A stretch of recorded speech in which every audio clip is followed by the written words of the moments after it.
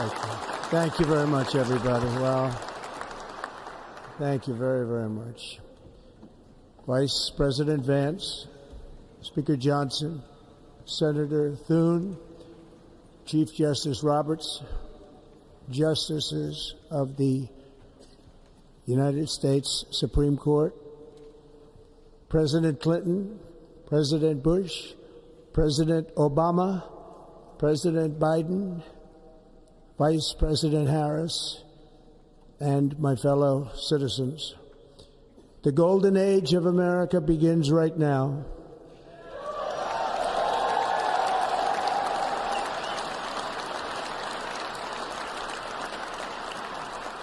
From this day forward, our country will flourish and be respected again all over the world. We will be the envy of every nation, and we will not allow ourselves to be taken advantage of any longer. During every single day of the Trump administration, I will very simply put America first.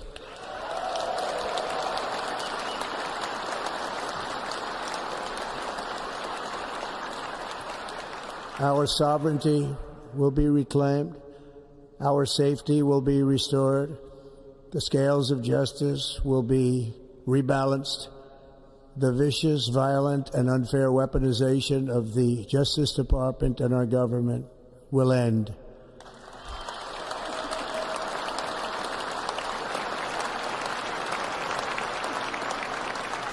And our top priority will be to create a nation that is proud, prosperous, and free.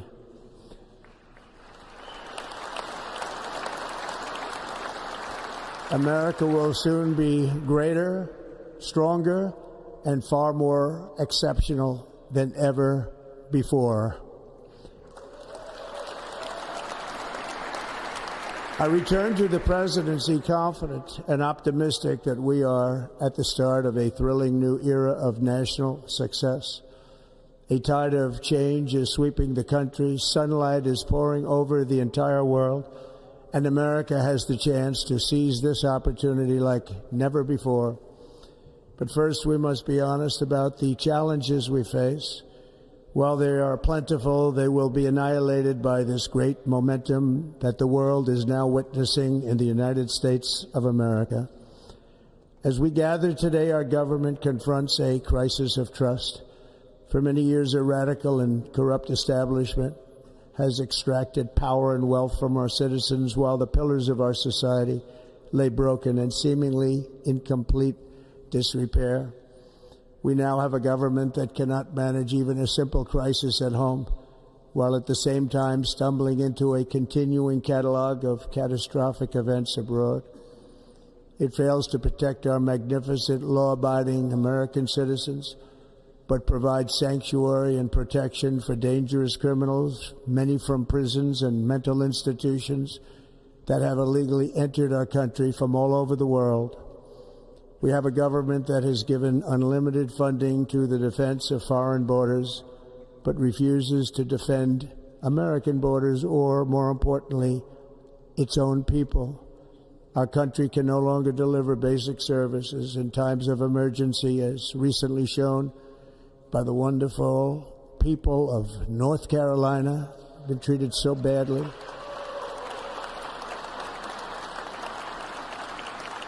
And other states who are still suffering from a hurricane that took place many months ago. Or more recently, Los Angeles, where we are watching fires still tragically burn from weeks ago without even a token of defense. They're raging through the houses and communities, even affecting some of the wealthiest and most powerful individuals in our country, some of whom are sitting here right now. They don't have a home any longer. That's interesting.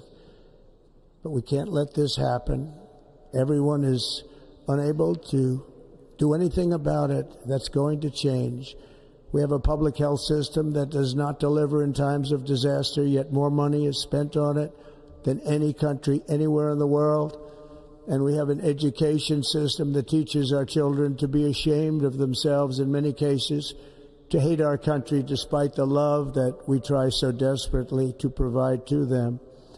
All of this will change starting today, and it will change very quickly.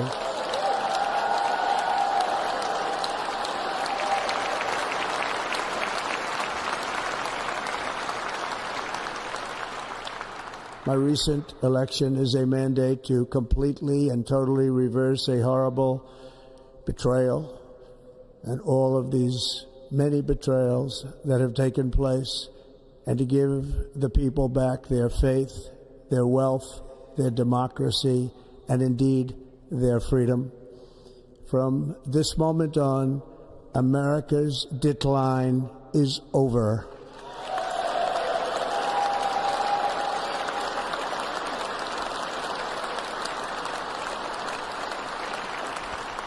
Our liberties and our nation's glorious destiny will no longer be denied, and we will immediately restore the integrity, competency, and loyalty of America's government.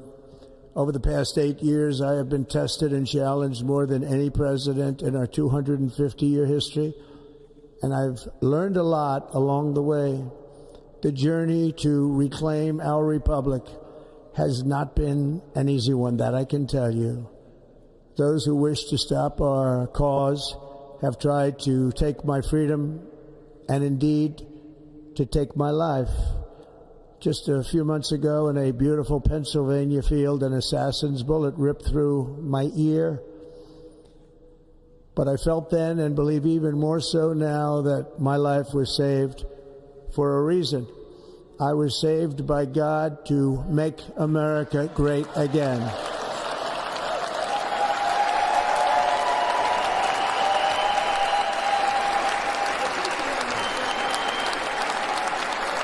Thank you. Thank you.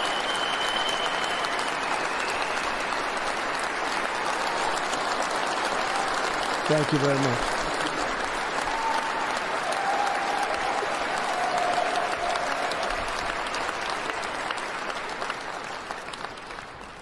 That is why each day under our administration of American patriots, we will be working to meet every crisis with dignity and power and strength. We will move with purpose and speed to bring back hope, prosperity, safety, and peace for citizens of every race, religion, color, and creed. For American citizens, January 20th, 2025 is Liberation Day.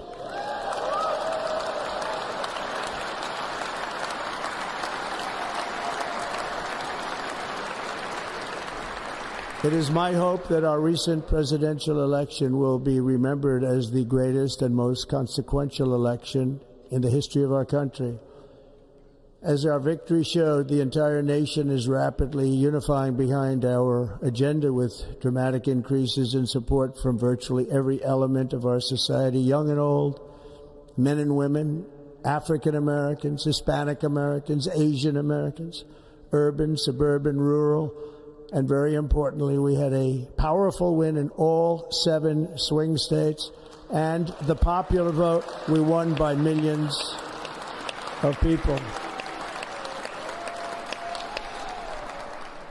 To the Black and Hispanic communities, I want to thank you for the tremendous outpouring of love and trust that you have shown me with your vote. We set records, and I will not forget it. I've heard your voices in the campaign, and I look forward to working with you in the years to come. Today is Martin Luther King Day, and his honor, this will be a great honor, but in his honor we will strive together to make his dream a reality. We will make his dream come true.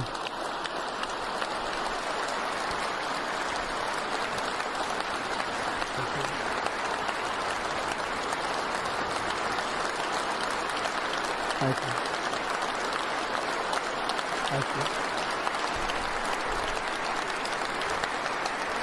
you. National unity is now returning to America, and confidence and pride is soaring like never before. In everything we do, my administration will be inspired by a strong pursuit of excellence and unrelenting success. We will not forget our country. We will not forget our Constitution, and we will not forget our God. Can't do that.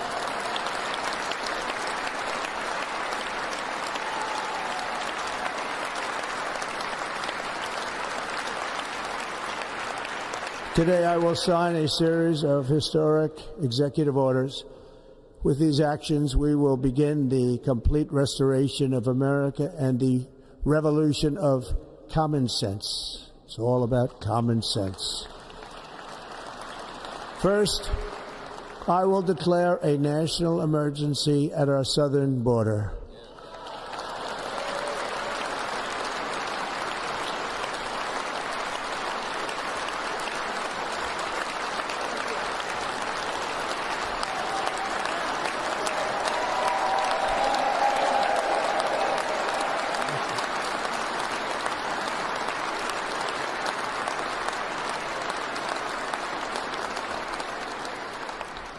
All illegal entry will immediately be halted, and we will begin the process of returning millions and millions of criminal aliens back to the places from which they came. We will reinstate my Remain in Mexico policy.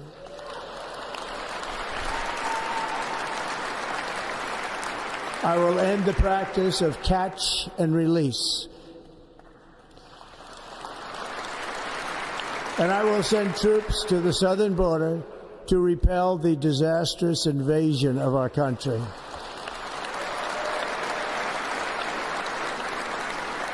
Under the orders I signed today, we will also be designating the cartels as foreign terrorist organizations.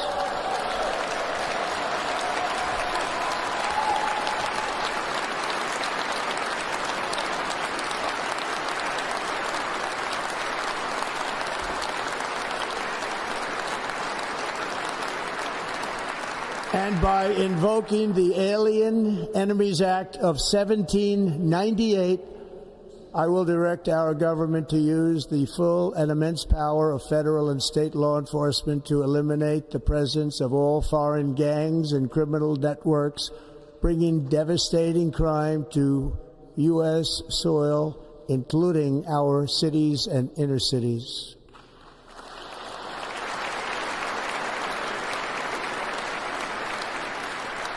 As Commander-in-Chief, I have no higher responsibility than to defend our country from threats and invasions, and that is exactly what I am going to do. We will do it at a level that nobody's ever seen before. Next, I will direct all members of my cabinet to marshal the vast powers at their disposal to defeat what was record inflation and rapidly bring down costs and prices.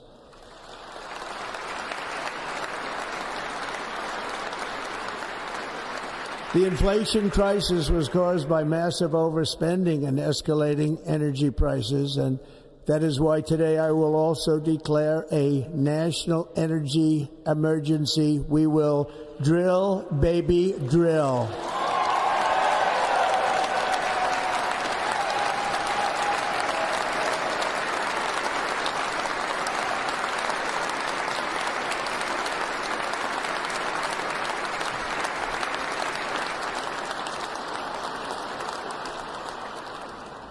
America will be a manufacturing nation once again, and we have something that no other manufacturing nation will ever have, the largest amount of oil and gas of any country on earth, and we are going to use it.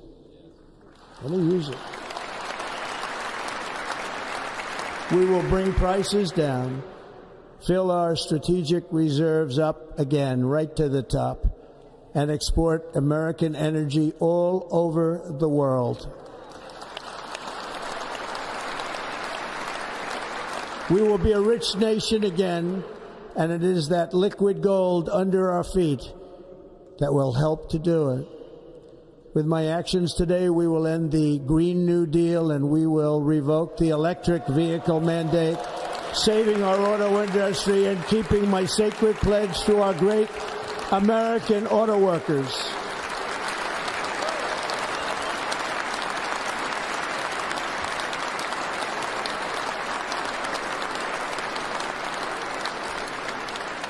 In other words, you'll be able to buy the car of your choice.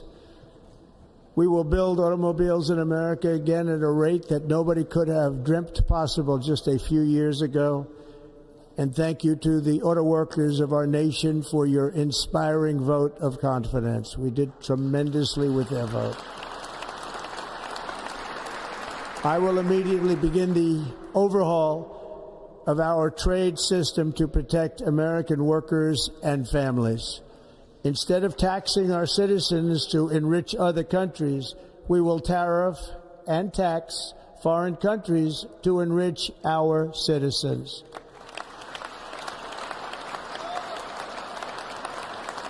For this purpose, we are establishing the External Revenue Service to collect all tariffs, duties, and revenues. It will be massive amounts of money pouring into our Treasury, coming from foreign sources. The American dream will soon be back and thriving like never before to restore competence and effectiveness to our federal government. My administration will establish the brand new Department of Government Efficiency.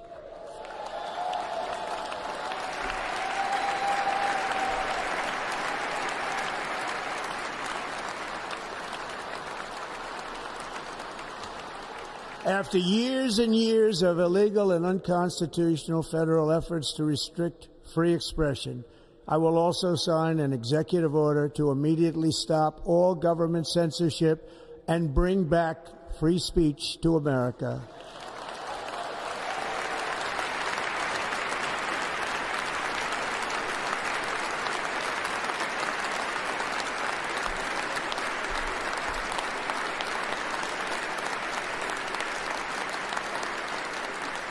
Never again will the immense power of the state be weaponized to persecute political opponents, something I know something about.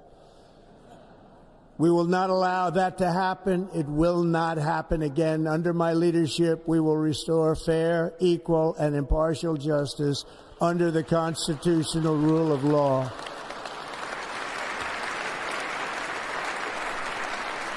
And we are going to bring law and order back to our cities. This week, I will also end the government policy of trying to socially engineer race and gender into every aspect of public and private life.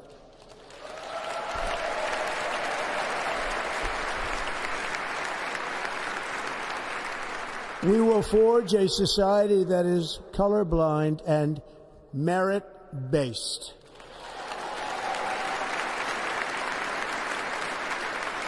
As of today, it will henceforth be the official policy of the United States government that there are only two genders, male and female.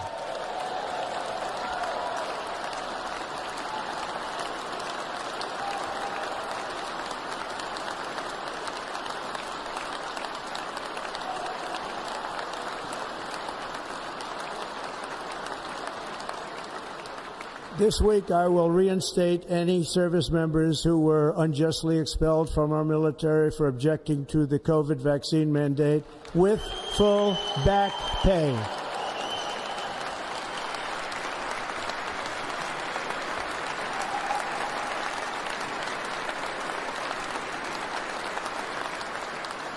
And I will sign an order to stop our warriors from being subjected to radical political theories and social experiments while on duty. It's going to end immediately. Our armed forces will be freed to focus on their sole mission, defeating America's enemies.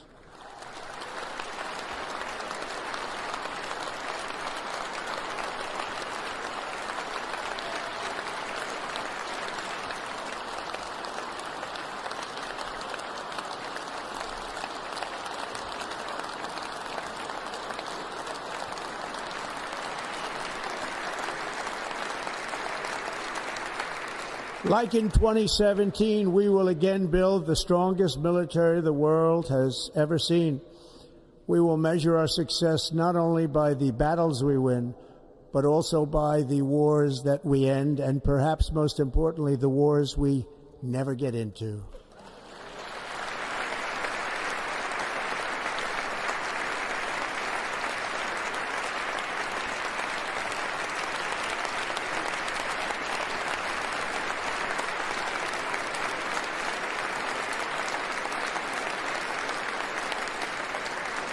My proudest legacy will be that of a peacemaker and unifier. That's what I want to be, a peacemaker and a unifier.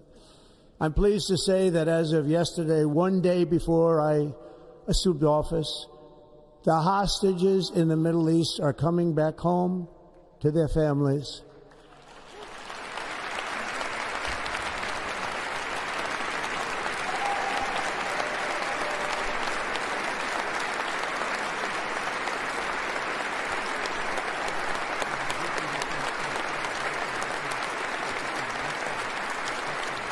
Thank you.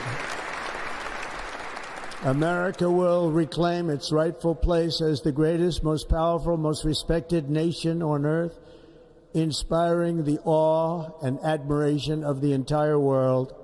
A short time from now, we are going to be changing the name of the Gulf of Mexico to the Gulf of America, and we will restore the name of a great president, William McKinley, to Mount McKinley, where it should be and where it belongs.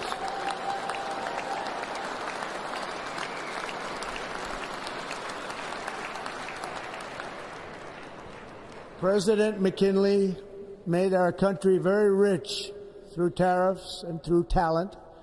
He was a natural businessman and gave Teddy Roosevelt the money for many of the great things he did, including the Panama Canal, which has foolishly been given to the country of Panama after the United States. The United States, I mean, think of this, spent more money than ever spent on a project before and lost 38,000 lives in the building of the Panama Canal.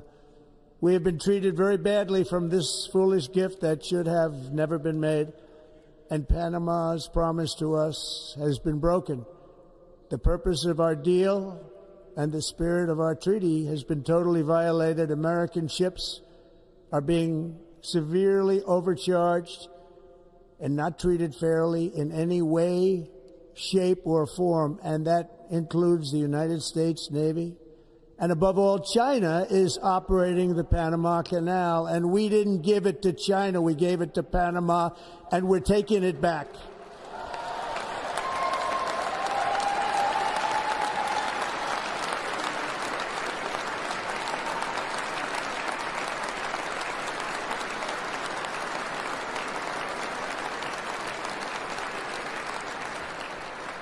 Above all, my message to Americans today is that it is time for us to once again act with courage, vigor, and the vitality of history's greatest civilization.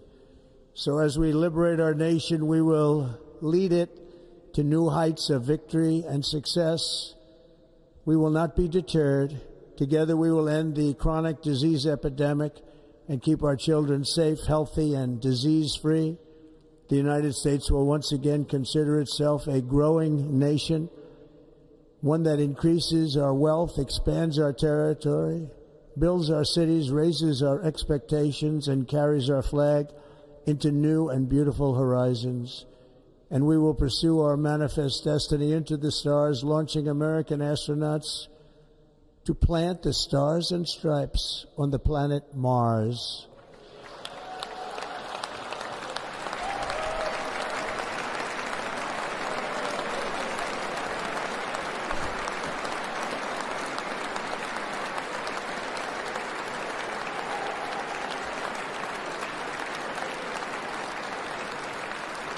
Ambition is the lifeblood of a great nation, and right now our nation is more ambitious than any other. There's no nation like our nation.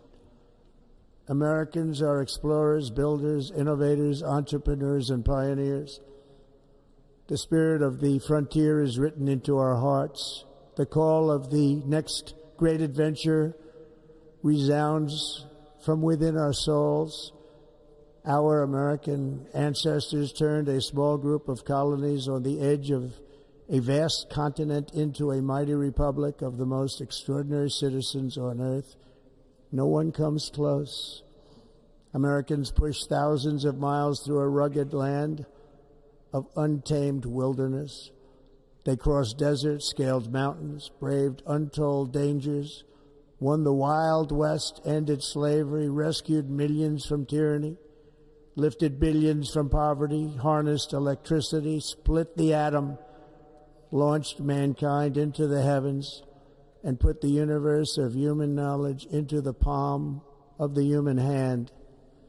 If we work together, there is nothing we cannot do and no dream we cannot achieve. Many people thought it was impossible for me to stage such a historic political comeback.